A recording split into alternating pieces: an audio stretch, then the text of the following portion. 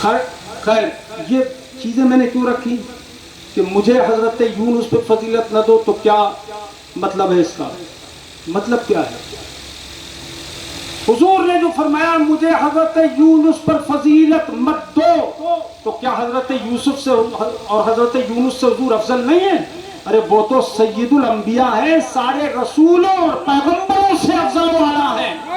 سب سے اولا و اعلیٰ ہمارا نبی، سب سے بالا و والا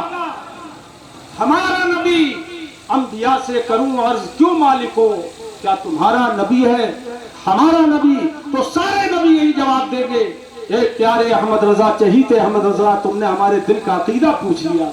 تم پوچھ رہے ہو تم سے تمہارے نبی ہمارے نبی ہے کہ نہیں ہے؟ تو سنو،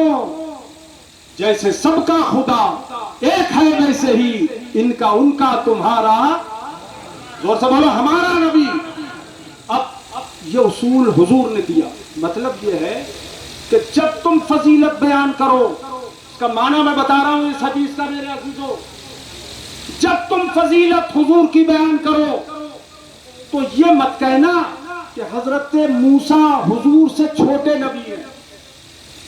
حضرت ابراہیم حضور سے چھوٹے نبی ہیں، حضرت ابراہیم، حضرت یوسف، حضرت اسماعیل، کوئی نبی کوئی پیغمبر حضرت عیسیٰ حضور سے چھوٹے نبی ہیں، بلکہ یوں کہو کہ حضور ہمارے حضرت عیسیٰ سے بھی بڑے ہیں، حضرت موسیٰ سے بھی بڑے ہیں، حضرت ہارون سے بھی بڑے ہیں، سارے نبیوں سے افضل ہیں۔ یہ میں کہہ رہا ہوں میرے عزیزو، قاری امانت رسول صاحب میرے بڑے چہیتے دوست، ہم دو لوگ پیر بھائی، بڑے نیک اور صاحب صوم و صلاۃ ایسے کہ پابند، یہ فضیلتیں سب بیان کرنا ہے، لیکن میں ایک بات کی ضرور اصلاح کرنے کی کوشش کروں گا۔ مفتی جہانگیر خان صاحب رحمۃ اللہ تعالیٰ علیہ کو جو میں نے دیکھا ہے اور ان کے بارے میں سب علماء جانتے ہیں، وہ بھی صاحب ترتیب تھے، اور صاحب ترتیب تھے، اور سید صاحب نے، امین القادری صاحب نے جو بیان کیا بھئی اس کی تصدیق تو ان کے ذمہ ہے، لیکن میں ایک بات بتا رہا ہوں تاکہ مفتی جہانگیر صاحب کی شان میں آپ کو بتا سکوں۔ حضور مفتی اعظم رضی اللہ تعالیٰ عنہ ہمارے پیر بھائی قاری امانت رسول صاحب کی بہت زیادہ قدر کرتے تھے اور نماز کے لیے ان کو پڑھاتے تھے، ہم نے دیکھا، اور ایسے ایسے لوگوں سے حضور نے، مفتی اعظم نے نماز پڑھوائی جب نگاہ کرم پڑ گئی کہ ہم بیان بھی نہیں کر سکتے، لیکن مفتی جہانگیر صاحب کی وہ چونکہ اتنے متقی تھے، اتنے متقی اور اتنے علم والے تھے کہ روتے تھے وہ اللہ کے خوف سے اور حضور کی محبت میں جلسوں میں بھی، تو وہ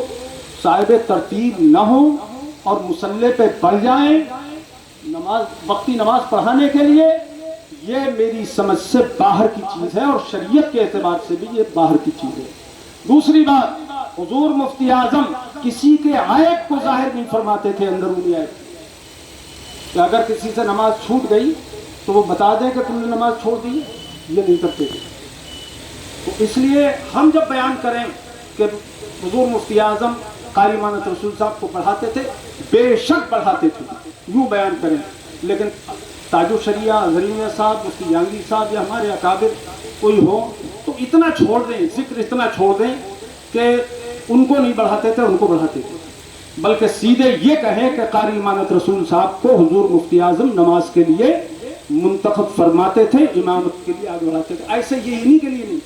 ہر عالم کوئی بھی کیوں نہ ہو اور کوئی بھی شخص اچھا بھلا نیک ہو تو اس کی فضیلت اسی طرح بیان کرنا چاہیے کہ کسی اور دوسرے بزرگ کی حد کے حرمت نہ ہو۔ بس یہ میرا پیغام ہے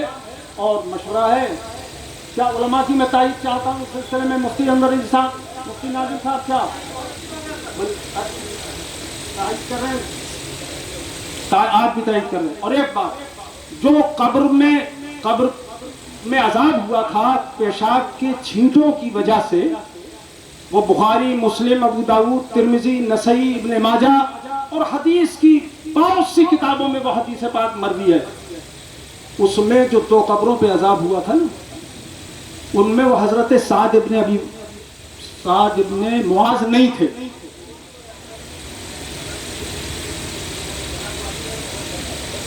دونوں